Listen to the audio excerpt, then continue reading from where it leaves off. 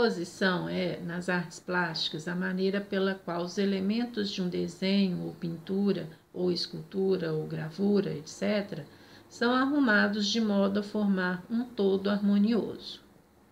Por exemplo, uma natureza morta, os elementos são as flores brancas, as flores amarelas, vermelhas, azuis, as folhas, o vaso e a mesa.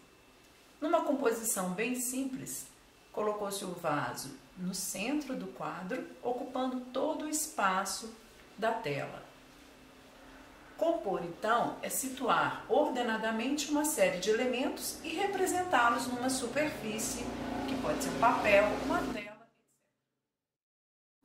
Como compor? Não existem receitas para se criar uma imagem. Às vezes é preciso usar a intuição, que pode ser adquirida educando-se o olhar, ou seja, observando várias imagens que já possuem estética, aquelas criadas por artistas. Também é importante o objetivo da pessoa que cria a imagem, o que ela quer expressar, qual ideia quer transmitir. Para compor, é preciso também conhecer os elementos que são utilizados numa composição.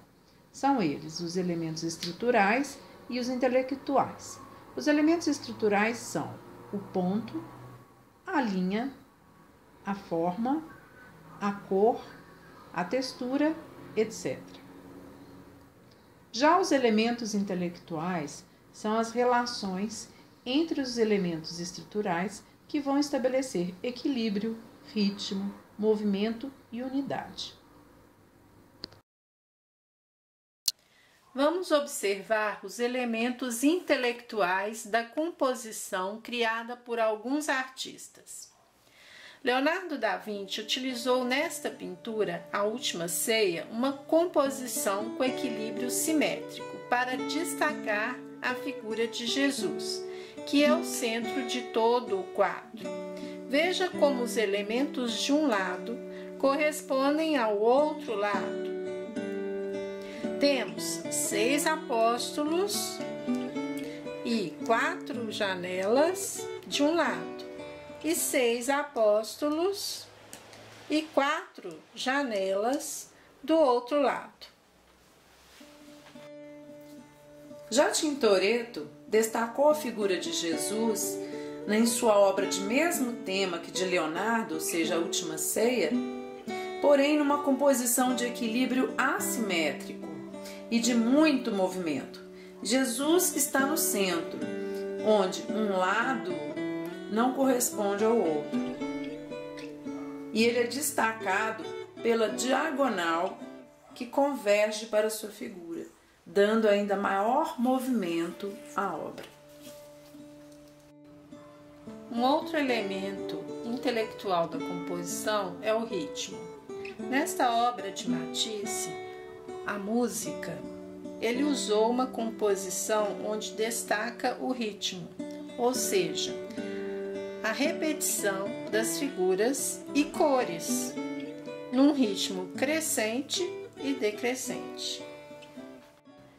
Monet consegue, nesta pintura, os perus, dar ênfase e vida aos perus, repetindo a figura num ritmo crescente.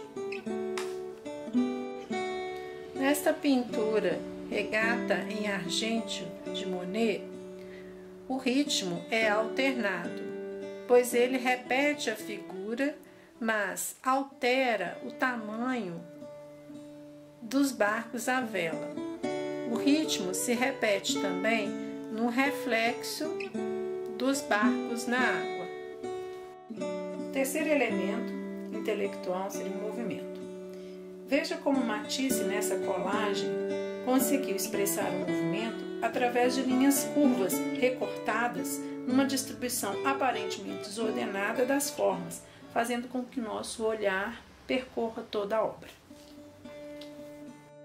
Nesta obra romântica de Géricault, A Jangada do Méduse, o movimento é destacado pelas linhas curvas da vela, dos corpos retorcidos, dos panos esvoaçantes e também pela diagonal, pelas linhas diagonais dos corpos, dos braços, que conduzem o nosso olhar para o motivo de esperança para este grupo de náufragos, um navio distante.